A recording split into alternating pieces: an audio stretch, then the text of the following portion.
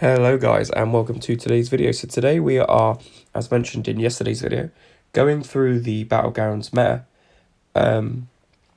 and I think just gonna say what it is. Obviously you guys already know this because this will be coming out on a Saturday and it's been since Wednesday. So obviously you guys already know this, but this is just to help you out if maybe you're struggling, you haven't quite started your run yet, or you're waiting till the end of the season. So the victory track month's entire month meta is every 7 seconds, the next debuff triggered by the attacker is immediately purified. Each time this effect triggers, the defender gains 50% bar of power. So any debuff every 7 seconds is given the defender a 50% bar of power. And then you've also got Arms Race. So both the attacker and defender gain a passive fury based on the defender's power. So if you're above 2 bars of power, they gain 200% attack. Between 1 and 2, 75%, and below 1, 25%. So this is excuse me, I've got a cold. That's the really annoying throat noise. So that's the meta for this month. Really, there are two keys. As defenders, you want champs who throw the special attacks for those furies. Again, regular defenders will just be the norm. They'll work. It's more the attacker side that you want to be thinking about. So for example, you want attackers who aren't putting debuffs on. Obviously, try and avoid parrying because that will set and immediately give them 50% bar power from the beginning of the fight. Who aren't putting damage and debuffs on. So for example, Quicksilver puts, a whiplash on pretty much every hit. So every 7 seconds, he's guaranteed to give them a bar of power. So he's maybe not as useful in this one. I-Bomb, the same. Null, very much the same. Ultron, very much the same. Gore, you see all these champs who put debuffs on, damaging or not, are causing the opponent to get 50% bar of power. So you want champs like Kitty Pryde, Hercules, Professor X, Gallon, Warlock, Overseer, all these champs who don't put any debuffs on, or if they do, very, very rare. For example, Gallon can incinerate on his SP2, don't use his SP2. Kitty Pryde can incinerate on her SP1, don't use her SP1. You want to use these champs. So good champs on the attacker side, who I think you guys should use. Falcon is one. Counter's Thing is Counter Spider-Ham, all those champs who evade. He doesn't put any debuffs on, don't throw his SP1 and only throw his SP2. And you won't have to worry about the opponent shrugging those off and getting a bar of power. You've also got Kingpin, does very much the same thing. Don't throw his SP1, throw his SP2. Shang-Chi, no debuffs.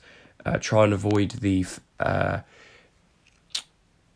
block break where you make them stun.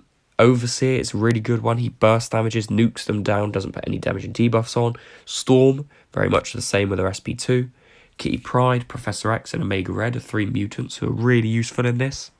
And then we've got Nimrod, Hulkbuster, Guardian, Warlock, Hulkling, Gallon, Jugs, Doom, Archangel still works really, really well. And then you have got champs who will put damage and debuffs on. So like, for example, Black Widow Deadly Origin, she puts on shocks.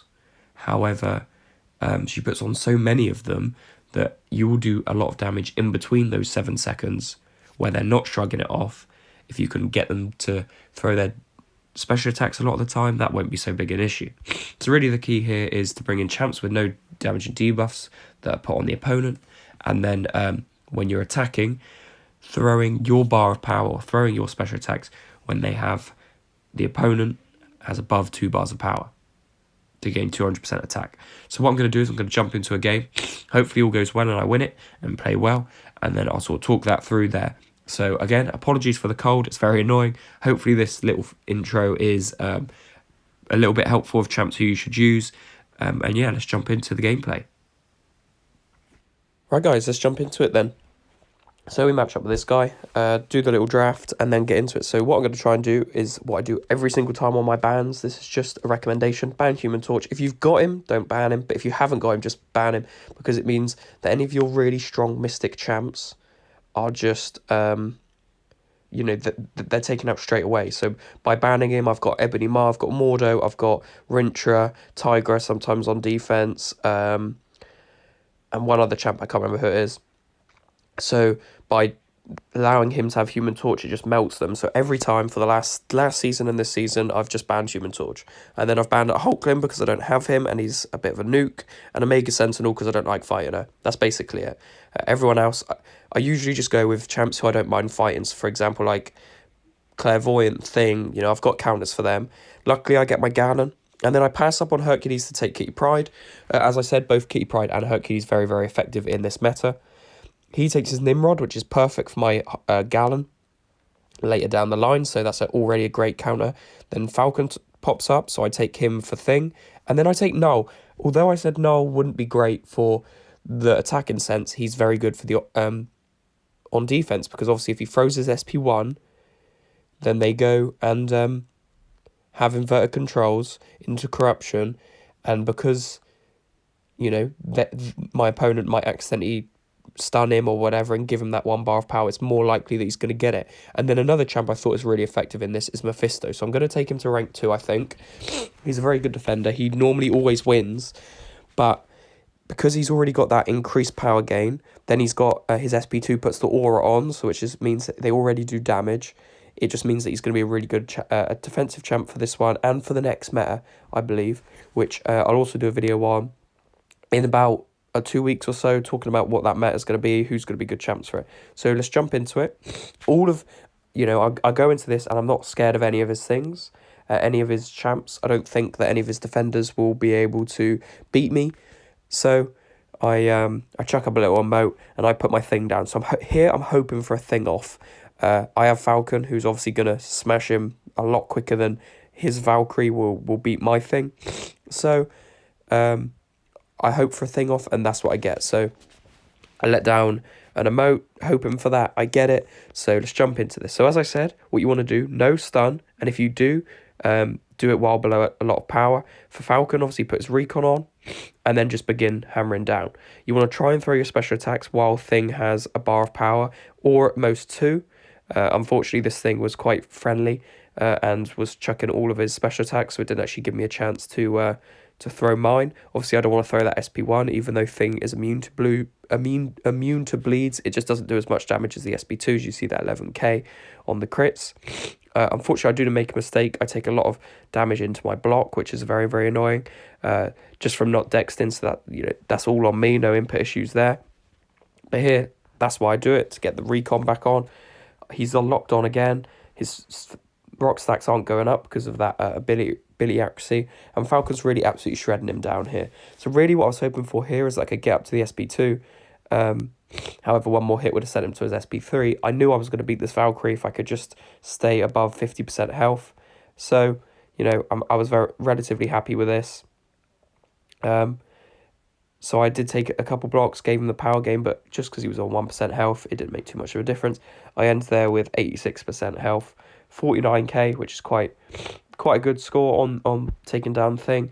I probably knew he wasn't going to beat it, and that is the first round.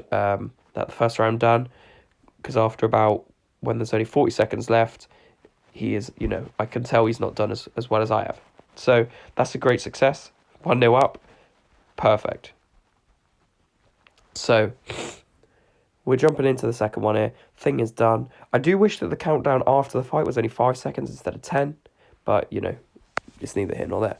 So going into this one, what I tend to do is if I'm 1-0 up, somebody like Gallon and Null, I will keep for the second round. So as soon as Nick Fury came up, I knew I was going to throw Kitty. I thought I'll put Null down because Null might be a good defender, and Kitty Pryde will take out Nick Fury, but she could take some damage from his unblockable SP1s if I've not got enough prowesses to phase. But yeah, I'm pretty confident again with this matchup. I'm used to fighting Nick Fury. He's not too big of an issue. If you've got enough prowesses, you can just allow his SP1 to hit you if you phase, and then obviously that pauses your phase timer, allowing you to take 0 damage and also generate a bar of power. So that is sort of what I try and go for here. Unfortunately, I do mess up. You'll see that in a moment. But going into this fight, you know, he has obviously got the 2 lives, which is quite annoying. If I thought that this opponent was quite was a really good player, I maybe would have saved up for the SP3. But here I knew that I was probably going to be able to take him out. So I just go with the SP2, use that disorient for a little bit of willpower healing. But here's the mistake. I try and dash in. I think I've got paralysis. Just a silly mistake from me. I don't. So I just have to carry on, take that damage.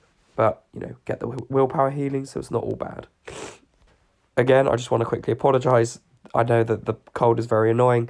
Hopefully I'll be able to shrug it off very, very soon. And then I can get back to speaking normally. So here you see that's what you want to do. You want to let him throw his SP1, hit into your miss, pause the timer, and works perfectly. So here I'm saving my SP2 until he starts his second life. And then I dash in, throw it into the block because I know it's going to be unblockable.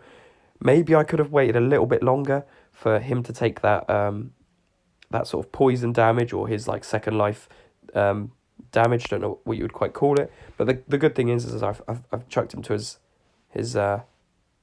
SP2, which is very easy to evade, or dex, sorry.